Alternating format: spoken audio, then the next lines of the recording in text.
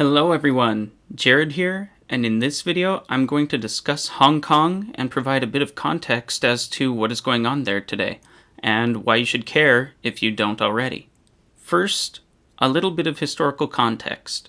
The area that has come to be known as Hong Kong used to be one of a select few port areas. The ruling dynasty of China at the time, the Qing Dynasty, allowed for foreigners to trade with its subjects. Demand for goods from China around the globe was incredibly high in the 17 and 1800s, but the Qing government wanted nothing in return from foreigners.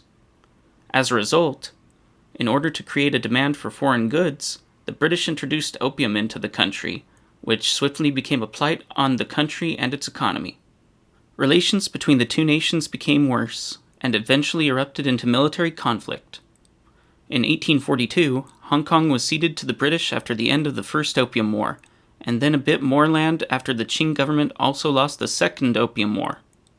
Over the course of the next few decades, Hong Kong became a major trade port city and continued to grow over time into the East Asian center for commerce that it is today. In 1898, the British were granted a 99-year lease over the territory of Hong Kong, and following the collapse of the Qing Dynasty in 1912, the rise and fall of many governments and warlords, China's civil war, and a brief 4-year occupation by Japanese forces during World War II, it remained under British control. Following the end of World War II, many people who sided with the nationalists against the communists in the ongoing civil war fled to Hong Kong, with the Communist Party taking charge of mainland China and declaring the birth of the People's Republic of China in 1949. A border was quickly erected between Hong Kong and the rest of the mainland. To dissidents now trapped in Communist China, this meant getting to Hong Kong was essentially impossible without taking drastic measures. I have personally met one individual who told me her story of having been tortured as a child because her parents were capitalists. She was regularly tortured by having her hands placed on burning rocks to the point she lost all feeling in them, and she was not able to regain her feeling for decades after.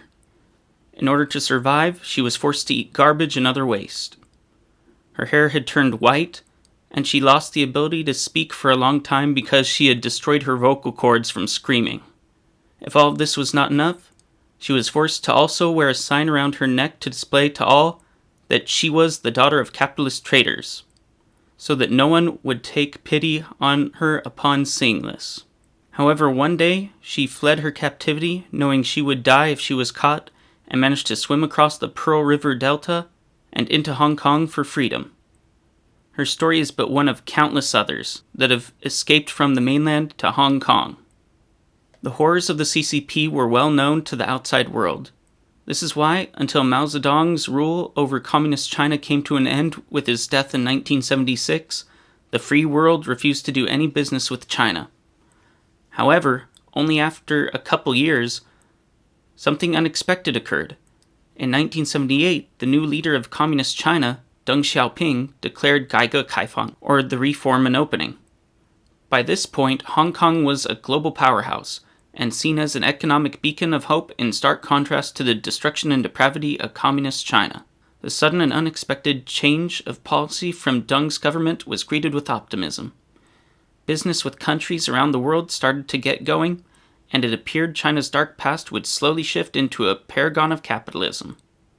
In 1979, as the 99-year lease's end drew closer, the British brought up the subject of the lease with Deng's government, and talks began over the territory's future. In 1985, it was decided that on July 1, 1997, Hong Kong would cease to be a British territory, and once again be under the control of the mainland Chinese government under strict conditions.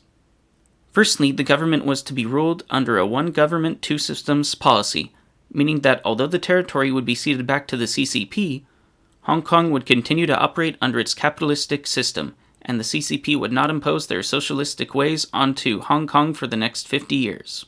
For many in Hong Kong, the prospect of the handover of their city to the communists was met with absolute horror.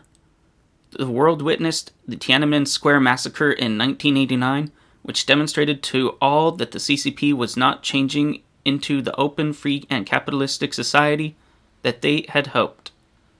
Hong Kong was a free and open society in which citizens who had fled the mainland were allowed to speak their mind and denounce the Chinese Communist Party. Now, seeing that the city they loved was going to be given to the CCP in a short number of years, they had to make a difficult choice: to stay and trust that the one country, two systems policy holds, or flee to other nations. It is estimated that between the late 1980s and mid-1990s, between 300,000 to as many as 1 million people fled from the city and its surrounding lands each year to places such as the UK, Australia, Canada, and the US. Hong Kong was losing as much as 1% of its population annually. The girl I mentioned earlier is one of the people who fled to the US during this time. Under constant threat of the Communist Party taking over, eliminating their freedoms, and ruining their livelihoods, immigration from Hong Kong has continued ever since. According to a survey by the Chinese University of Hong Kong in 2011, as many as 65% of residents have desired to migrate from Hong Kong to other countries at some point. Many elected to stay because they held out the belief that the international community would prevent the CCP from imposing its will on the free citizens of Hong Kong. As we can all see now, the CCP has broken its promise of non-interference less than halfway through those promised 50 years, and the worst fears of Hong Kong citizens have been realized. For years, there has been a slowly encroaching presence of the CCP's influence in Hong Kong legislature. In 2014, the government of Hong Kong sought to introduce national security legislation akin to the kind passed this last summer, and the protests by the people to the law at the time became known as the Umbrella Revolution. In 2016, elections were tainted by CCP influence, and questions surrounding the region's autonomy were continually on the rise. Starting last year, in the early summer of 2019, with the introduction of a new extradition law in conjunction with the mainland communist government, the people realized just how far the CCP had become intertwined with their own city's leadership. Mass protests on an unrivaled scale erupted across the city, with as many as 1/7 of the city's entire population out in the streets. I was traveling around China while this was going on, and it was only because I had a VPN that I was able to learn about it while I was inside of mainland China. This year, in April, the call for a national security law rose again from CCP-affiliated city council members in Hong Kong. On June 18th, it was swiftly passed by the National People's Congress in Beijing without any chance for debate. On July 1st, the national security law was implemented against the people's will in Hong Kong. The law states, "The Hong Kong Special Administrative Region shall enact laws on its own to prohibit any act of treason, secession, sedition, subversion against the Central People's Government, or theft of state secrets, to prohibit foreign political organizations or bodies from conducting political activities in the region, and to prohibit political organizations or bodies of that region from establishing ties with foreign political organizations or bodies." The main issue being that what constitutes treason, secession, sedition, and subversion is left vague intentionally. Additionally, Article 38 of the law exerts extraterritorial jurisdiction over all non-Chinese citizens, which some consider to be criminalizing any criticism of the CCP or Chinese government by anyone, anywhere, around the world. The first known individual to be arrested through the law was on July 29th, when 19-year-old Tony Chung was arrested, suspected of inciting secession. Since then, numerous other individuals, including high-profile individuals such as Jimmy Lai, have also been arrested, although he has since been released on bail.